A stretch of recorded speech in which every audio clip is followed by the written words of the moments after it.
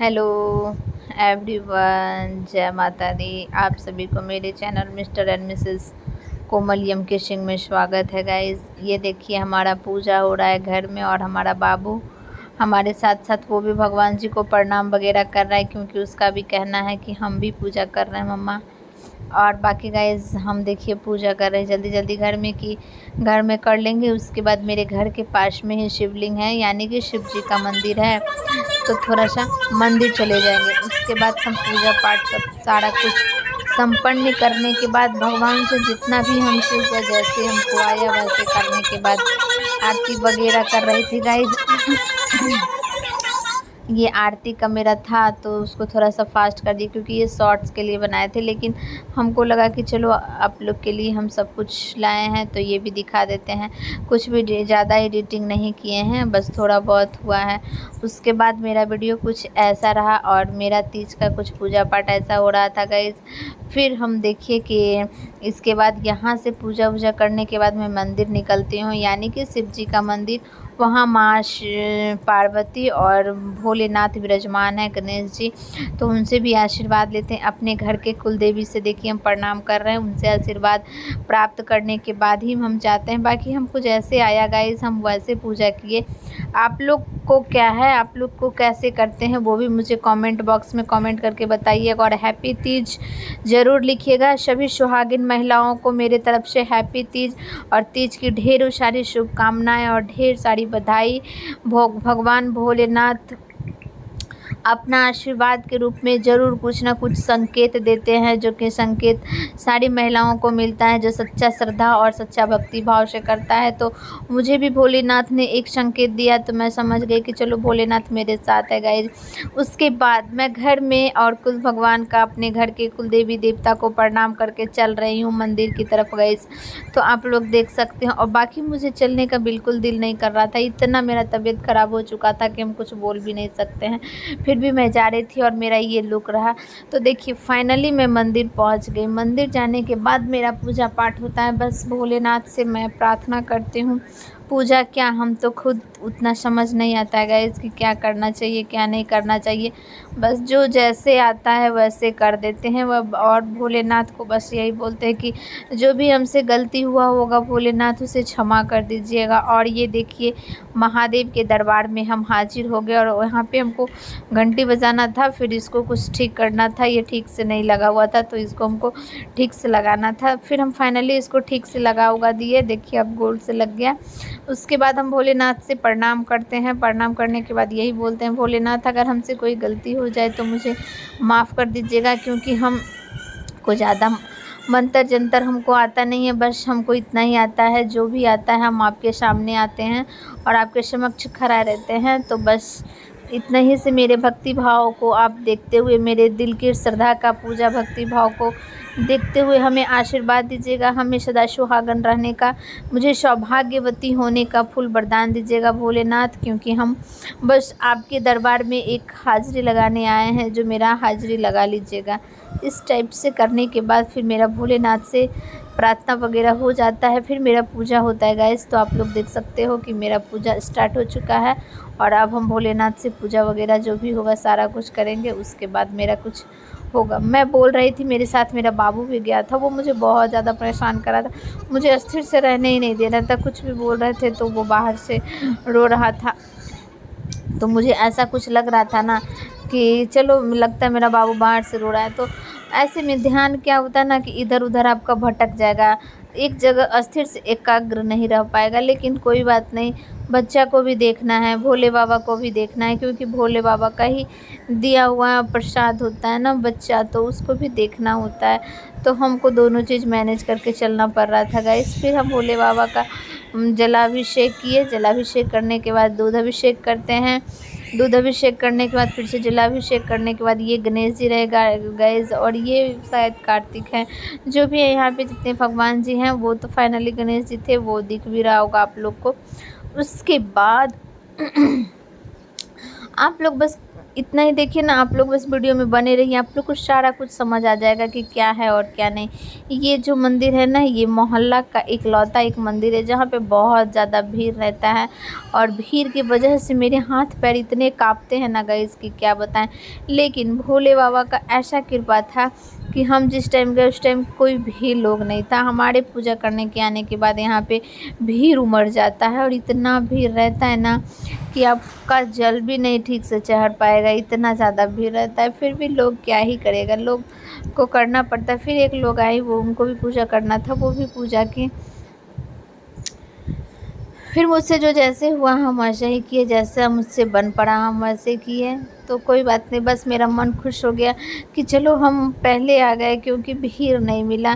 भीड़ मिलने के बाद एक तो ऑलरेडी इतना गर्मी लग रहा था हमको, उसके बाद भीड़ मिल जाता तो उस भीड़ में हम क्या ही करते, हमसे नहीं कुछ हो पाता। और मेरा तबीयत भी आप लोग को पता है कि मेरा तबीयत कुछ सही नहीं है, तो उस चीज़ को भी लेके हम थोड़ा सा घबरा, हम बार बार देखिए गए उठ जा रहे थे, क्योंकि मेरे पेट में अजीब टाइप का बग ही जैसा लग रहा था। फिर भी हम देख रहे थे उसको कि हम क्या करें। हम फिर पेट को भी ठीक कर रहे थे और अपना भोलेनाथ का भी पूजा अर्चना कर रहे थे। लेकिन सारा कुछ भोलेनाथ के हाथ में है, सब कुछ भोलेनाथ करेंगे।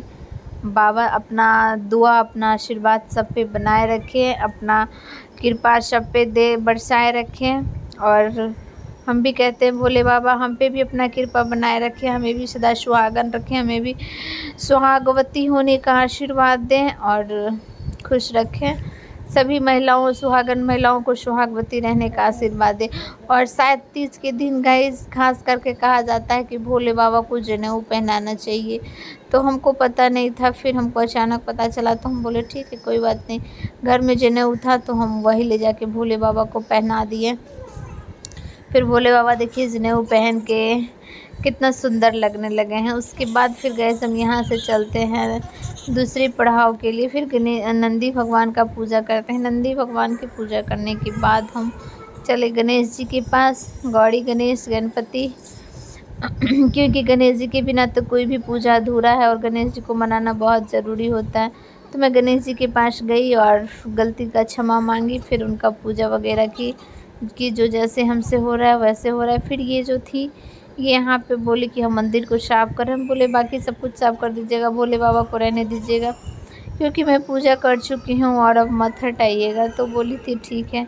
यहाँ का एक अजीब ही नियम है गाइस कि लोग आता है और पूजा वजा कीजिए और सब कुछ हटा देता है। लेकिन मैं इनको बोली थी, बोले हाँ हम समझते हैं, हम नहीं हटाएंगे, रहने देंगे।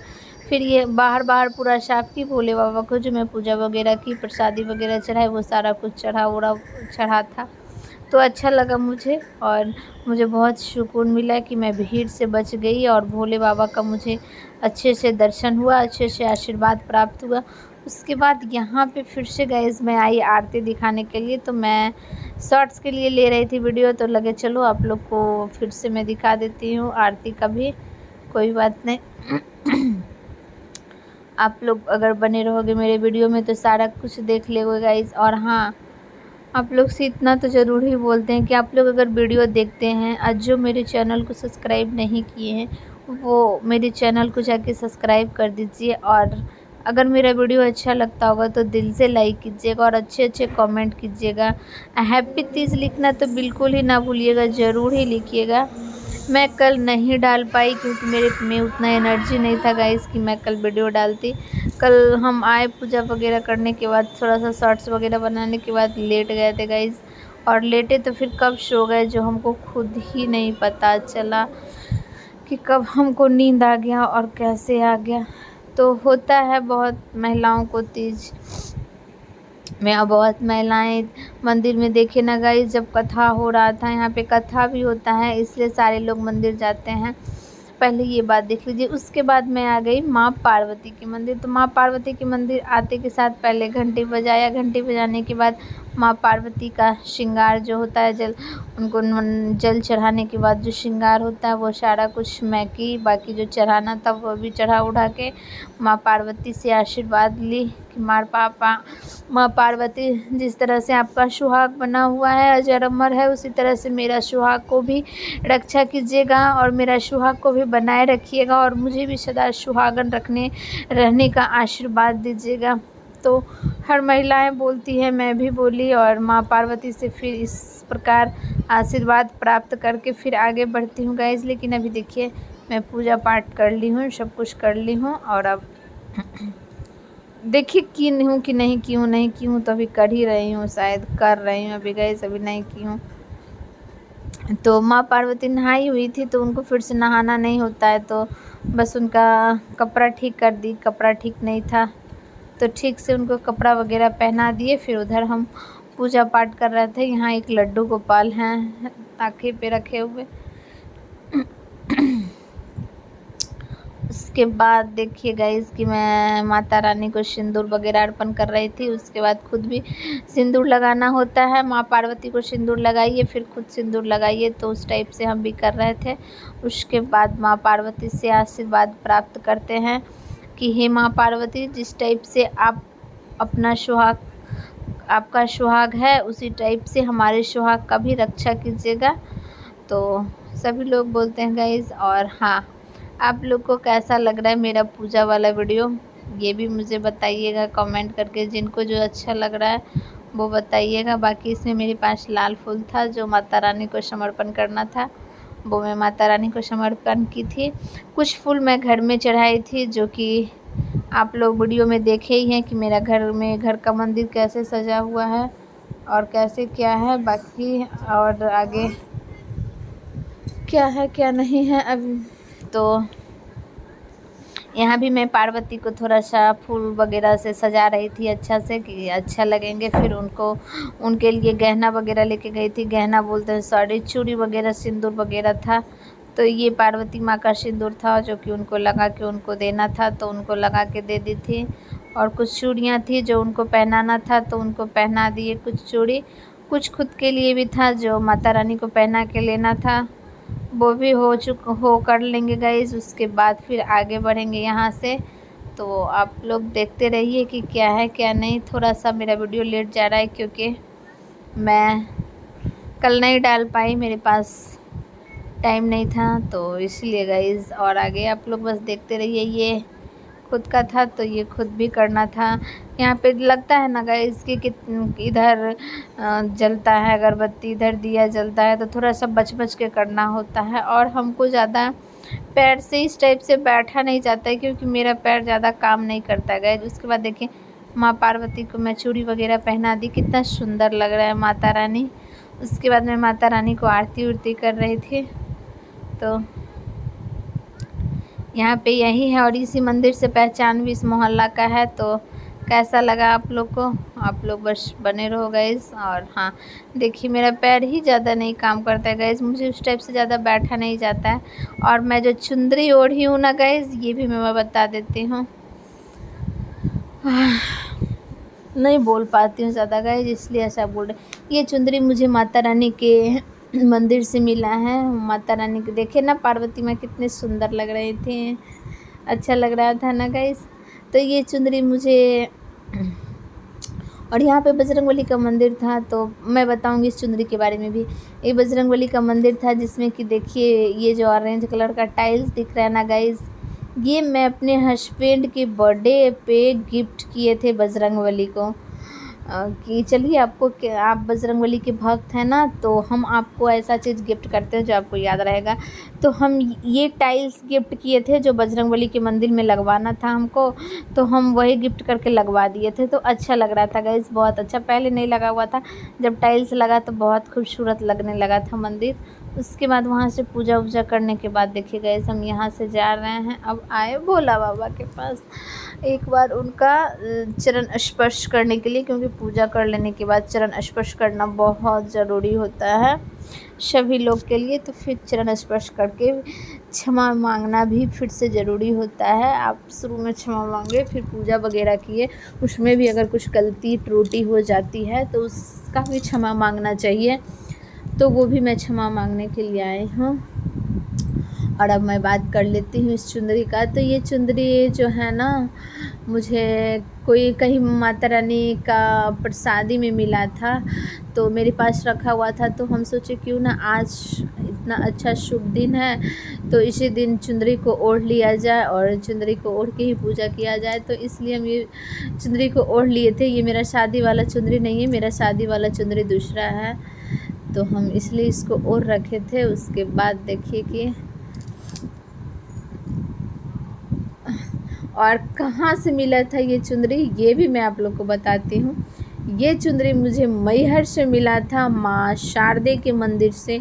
वहाँ पे मैं चढ़ाई थी तो वहाँ के जो पुजारी वाले अंकल जी थे ना, पंडा जी, वो मुझे माता रानी पे चढ़ा के बोले बाबू ये तुम ले लो, तुम इसको ओढ़ लेना। तो हम बोले थे ठीक है बाबा। तो वो बोले कि ले लो, माता रानी का प्रसाद है, इसको ओढ़ना ज़रूर। तो हम सोचे थे कि ओढ़ेंगे इसको ज़रूर। तो हम इसको रखे हुए थे, तो आज के दिन हमको मिल गया। हम कपड़ा निकाल रहे थे अपना, तो इसलिए लगा कि क्यों ना इससे बेहतर पल तो कुछ हो ही नहीं सकता है। तो मैं चुंदरी को फिर से ओढ़ ली। तो अच्छा कि ना गाइज़, मुझे ज़रूर बताइएगा आप लोग कमेंट बॉक्स में कमेंट करके, क्योंकि भगवान का अगर प्रसाद मिल जाता है ना तो बहुत ही अच्छा लगता है, बहुत ज़्यादा। यहाँ पे मैं धूप दिखा रही थी, दिया हुआ जलाने के बाद धूप भी दिखाना चाहिए। तीज के दिन धूप देना बहुत ज़रूरी होता है।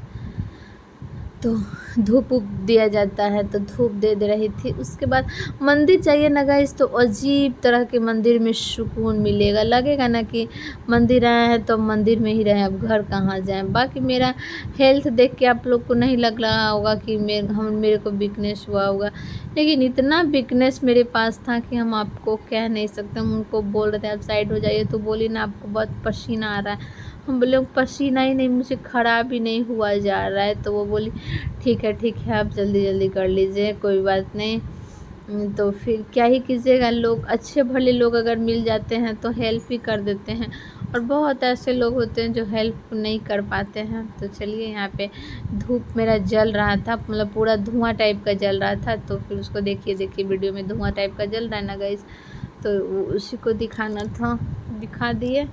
उसके बाद मैं यहाँ भोले बाबा से क्षमा मांग रही हूँ। क्षमा मांगने के बाद फिर मैं घर आऊँगी। घर आके फिर मुझे पता नहीं चलता है कि क्या करना है क्या नहीं। तो ये सभी लोग के साथ होता है, क्योंकि सुबह से निर्जला उपवास, इतना हार्ड व्रत जो रहता है, तो वो उस व्रत को करने के बाद लोग का हो ही जाता है। और ये व्रत सारी सुहागन महिलाएं अपने पति की लंबी उम्र के लिए करती हैं। इतना कठिन हो तो हो, बट मेरे पति का लंबी उम्र हो। तो सभी के लिए एक बार मेरे तरफ से हैप्पी तीज और हर हर महा